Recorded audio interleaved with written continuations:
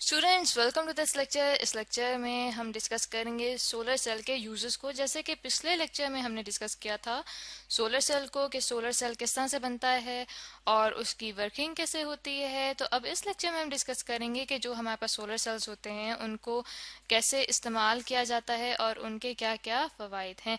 तो स्टूडेंट्स सबसे पहले तो हम ये देखते हैं कि जो हमारे पास सोलर सेल होता है ये बनता किससे है, ठीक है, किस तरह के मटेरियल से बनता है।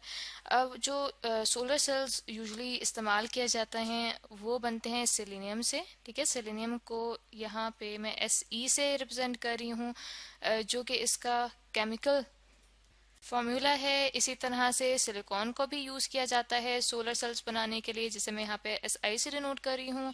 SI जो है ये सिलिकॉन का केमिकल फॉर्मूला होता है। इसी तरह से गैलियम आर्सेनाइड होता है, ठीक है। गैलियम आर्सेनाइड को भी इस्तेमाल किया जाता है जिसका केमिकल फॉर्मूला हमारे पास होता है Ga और AS, ठीक है। और उसके बाद एक और मटेरियल जो इसके लिए यूज़ किया जाता है उसमें होता है इंडियम आर्सेनाइड, ठीक है, जिसे InAs से रिप्रेजेंट किया जाता है। और इसके अलावा जो मटेरियल यूज़ किया जा सकता है वो यूज़ किया जा सकता है कैडमियम सल्फाइड, ठीक है, जिसे CdS से रिप्रेजेंट किया जाता है। और ये हमारे पास कैडमियम सल्फाइड का केमिकल फॉर्मूला है। तो स्टूडेंट्स हमारे पास जो कमर्शियल बेसिस पे सोलर सेल्स मौजूद होते हैं, यानी कि जो परचेज किए जाते हैं सोलर सेल्स ताकि जो हमारे पास सन रेज हैं उनको यूज़ किया जा सके इलेक्ट्रिकल एनर्जी के थ्रू मुख्तलिफ अप्लाइंसेस के लिए। तो वो जो हमारे पास कमर्शियल बेसिस पे सोलर सेल्स होते हैं उनकी जो एफिशिएंसी होती है, कन्वर्जन एफिशिएंसी, यानी कि वो कितना गुना एक रेडिएशन को, एक सोलर रेडिएशन को कन्वर्ट कर पाते हैं इलेक्ट्रिकल एनर्जी में, वो एफिशिएंसी उनकी होती है 14%, ठीक है। यानी कि 14% तक यूजली सोलर सेल्स जो हैं वो कन्वर्ट कर पाते हैं सोलर एनर्जी को इलेक्ट्रिकल एनर्जी में। तो स्टूडेंट्स इन सोलर सेल्स को किस तरह से घरों में इस्तेमाल किया जाता है। बड़े बड़े आपने देखे होंगे पैनल्स होते हैं सोलर सेल्स के, जिनके थ्रू इलेक्ट्रिसिटी जो है वो हासिल की जाती है।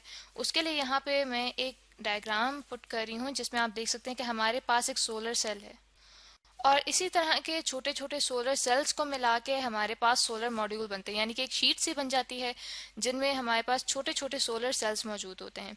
अब इन्हीं सोलर मॉड्यूल्स को बढ़ाते बढ़ाते जब हम इकट्ठे एक ही लाइन में लगाते हैं तो ये हमारे पास पूरे का पूरा सोलर पैनल बनता है। और इन सोलर पैनल्स को मिला के फिर हमारे पास बनते हैं सोलर एरेज, ठीक है।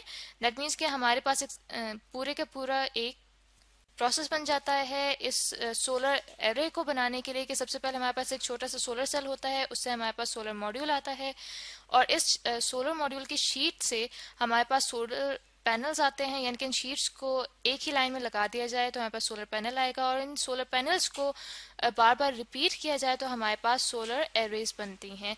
और इन सोलर एरेज के थ्रू सनलाइट को और सन एनर्जी को कन्वर्ट किया जाता है इलेक्ट्रिकल एनर्जी में। और इस पूरे सिस्टम को PV सिस्टम भी कहा जाता है, यानी कि फोटोवोल्टिक सिस्टम, ठीक है। फोटोवोल्टिक सिस्टम से मुराद ये है कि हमारे पास जो सनलाइट आ रही है फोटॉन्स की सूरत में उसे इलेक्ट्रिसिटी में कन्वर्ट किया जा रहा है। तो स्टूडेंट्स अब हम देखते हैं कि ये जो हमारे पास सोलर सेल्स हैं इनके एडवांटेजेस क्या हैं, क्या इनके फ़वाइद हैं। सबसे पहले तो इनका फ़ायदा ये आता है कि इनको मेंटेन करने के लिए जो कॉस्ट आती है वो बहुत कम आती है, ठीक है। दैट मीन्स कि इनकी जो मेंटेनेंस होती है वो बहुत कम होती है, लो मेंटेनेंस इनकी होती है, ठीक है। दूसरा एडवांटेज इनका ये आता है कि ये नॉन पोल्यूटिंग होते हैं, यानी कि इनकी वजह से हमारे पास पोल्यूशन नहीं बढ़ती एनवायरनमेंट में। और जैसे कि हम देख सकते हैं कि हमारे पास जनरेटर होते हैं, उनकी वजह से धुआं फैलता है, यानी कि पोल्यूशन फैलती है। जबकि ये जो हमारे पास सोलर सेल्स होते हैं ये नॉन पोल्यूशन इनकी वजह से होती है, क्योंकि हमारे पास इनकी जैसे कोई धुआं या इस तरह की कोई भी गर्दो गुबार नहीं फैलती जिससे कि एनवायरनमेंट में पोल्यूशन का खतरा हो। और तीसरा जो हमारे पास एडवांटेज आता है वो ये आता है कि ये हमारे पास साइलेंट सोर्स हैं करंट के, ठीक है, साइलेंट सोर्स ऑफ करंट। वो इसलिए स्टूडेंट्स के हम देखते हैं कि जो फॉर एग्जांपल जनरेटर होता है उसकी बहुत ज़्यादा आवाज़ होती है, तो वो आवाज़ नॉइज़ पोल्यूशन का बायस बनती है। जबकि ये जो हमारे पास सोलर सेल्स होते हैं इनके अंदर कोई आवाज़ नहीं होती, बिल्कुल साइलेंट सोर्स कहलाते हैं, इसलिए ये इन्वायरमेंट फ्रेंडली भी कहलाते हैं। और दूसरे हमारे पास एक और इसका एडवांटेज आ जाता है कि ये रिन्यूएबल पावर का ज़रिया है, ठीक है, रिन्यूएबल पावर का जरिया हैं ये। स्टूडेंट्स, इससे मुराद ये है कि देखें जो हमारे पास सन रेज हैं वो एक नेचुरल मीन ऑफ एनर्जी है, ठीक है, यानी कि वो किसी वजह से हमें बनाना नहीं पड़ रहा। तो उसी एनर्जी को यूज करते हुए हम एक और एनर्जी में उसे कन्वर्ट कर रहे हैं जो कि इलेक्ट्रिकल एनर्जी होती है, तो इसीलिए इसे कहते हैं रीन्यूएबल पावर। तो स्टूडेंट्स, ये कुछ यूजेस थे सोलर सेल के जिनकी वजह से उसे बाकी डिवाइसेस के मुकाबले में एडवांटेजेस हासिल हैं, जो कि हमारे पास नॉइज़ पोल्यूशन, एयर पोल्यूशन और उसकी मेंटेनेंस की कॉस्ट की शक्ल में मौजूद हैं। तो आई होप स्टूडेंट्स के आपको लेक्चर से समझ आ गया होगा जिसमें हमने सोलर सेल्स के यूजेस को डिस्कस किया है।